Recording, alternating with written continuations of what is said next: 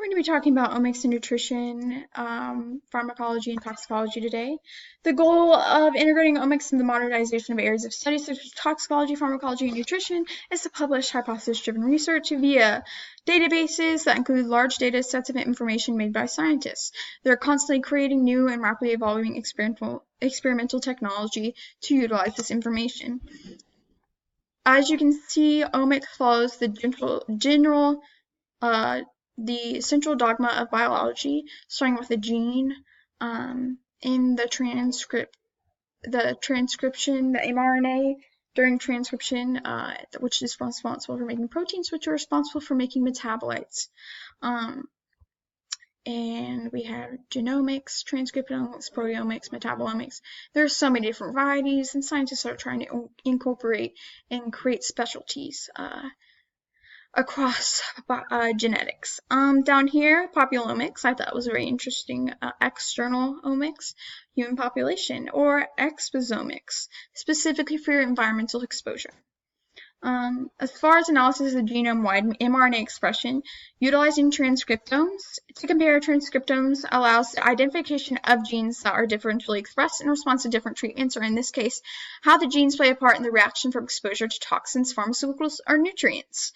A transcriptome is the complete set of mRNA transcripts that are produced by a genome under specific circumstances or in a specific cell. What happens when genes are damaged? This causes the chemical structure of the DNA to be altered because certain base pairs are not being created or being created incorrectly, which essentially affects the protein and how the protein functions to make metabolites. Genotoxicity is genetic mutation often occurs through interaction with a substance that is toxic to the gene. With that information, there's a lot of questions we can ask in terms of pharmacology, toxicology, and metabolomics. How much of a potentially toxic compound can we use without genetic harm to it? What's the concentration? How much time exposed to it will affect the gene? Does a drug or toxin interfere with the DNA self-checking capability? So why is it affecting the gene specifically? What parts of the process of replicating DNA are being disrupted? Are there specific genetic predispositions that could amplify the damage from drug or toxin? Does a toxin or drug cause overexpression or underexpression of genes? And how do the presence of certain nutrients in a cell affect gene expression? I have an example of some different toxins over here. They cause different reactions that can damage the cell. Let me see. Metabolic activation, inhibition of DNA repair, inhibition of antioxidant enzymes, oxyradicals, direct interaction of radioactive particles with DNA sugars and bases. In UV light down here, excitation of oxygen to singlet oxygen interactions of UV light with bases, which can be harmful and cause things like skin cancer. The way we're able to identify these different changes due to toxicity would be flooding a microarray with multiple little genome sequences attached to each little circle on there. Each of the microarrays contains multiple identical strands of DNA. The DNA sequence on each spot is unique. Each spot represents one gene, and thousands of spots are arrayed in orderly rows and columns on a solid surface. The precise location and sequence of each spot is recorded in a computer database. Microarrays can be the size of a microscopic slide or even smaller. So each one of these are gene, and we're looking for the presence of, let's say, cancer in the genes and how it's expressed. Is it expressed in normal cells or is it in disease cells? Which can tell us, like, if for that gene, does it is it a promoter for cancer to form versus disease cells are the only ones that display the higher possibility of getting cancer. And these microarrays end up looking like this. And you can see literally by just the shade of the colors and the colors themselves which genes were present or not. And this can be inserted into a computer and analyzed based on the shades of the colors and the colors present. So, proteomics, set of proteins produced in an organism, system, or biological context. It's not constant. It differs from cell to cell and changes over time. Proteome reflects the underlying transcriptome. However, protein activity, often assessed by reaction rate of the process in which the protein is involved, is also modulated by many factors in addition to the expression level of the relevant gene. How does a drug or toxin affect protein interaction? How does a drug or toxin affect the abundance of proteins? How does a drug or toxin affect the structure?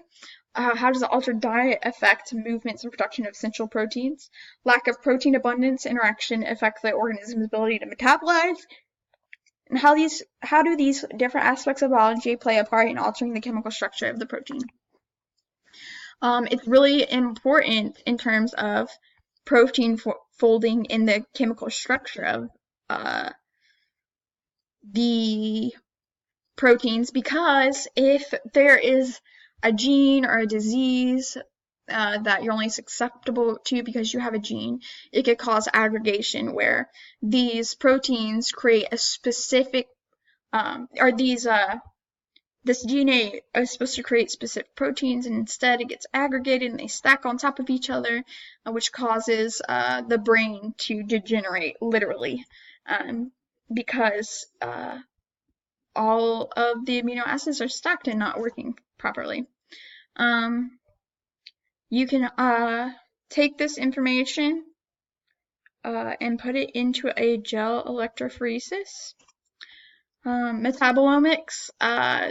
Metabolites directly affect cell physiology, object biomarkers, or dietary intake.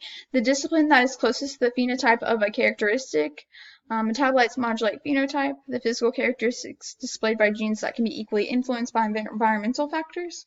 And metabolite profiling is used for identifying metabolites that directly affect phenotype.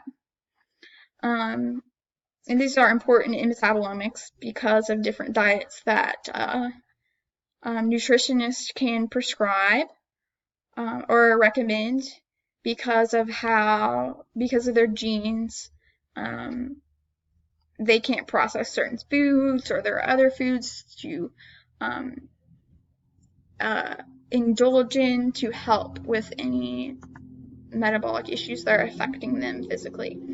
And just to put this in perspective, this is all a very complex system. It's all interconnected, all dependent on each other. And what happens if a gene is destroyed is that, let's say it affected the ability for the body to produce acetyl-CoA. Acetyl-CoA is used, I think, just one time. Yes. Yeah, acetyl-CoA is very important, though. It works for all these systems. These systems have a purpose in the body to keep it healthy, and those would be rendered inoperable and would create damage because something's not happening that's supposed to happen. Also, acetyl-CoA is responsible for OAA to be transformed into citrate. If the acetyl-CoA was not put in here, the reaction might go for a little bit, or really slowly, which is not good because coenzyme is responsible for activating an enzyme to make the reaction happen fast enough to where it will keep up with all the other systems here.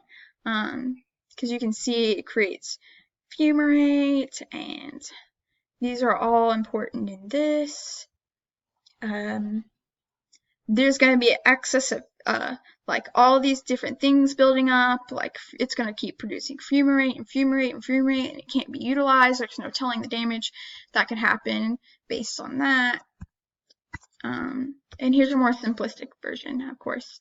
For example, glucose. If glucose was inhibited, the processing of it by a gene, then acetyl-CoA wouldn't be made, Krebs cycle wouldn't happen, and the mitochondria would not work, which is very important for cell functioning. It's the is how the cell, it's basically the metabolic aspect of the cell. It's important for everyday function.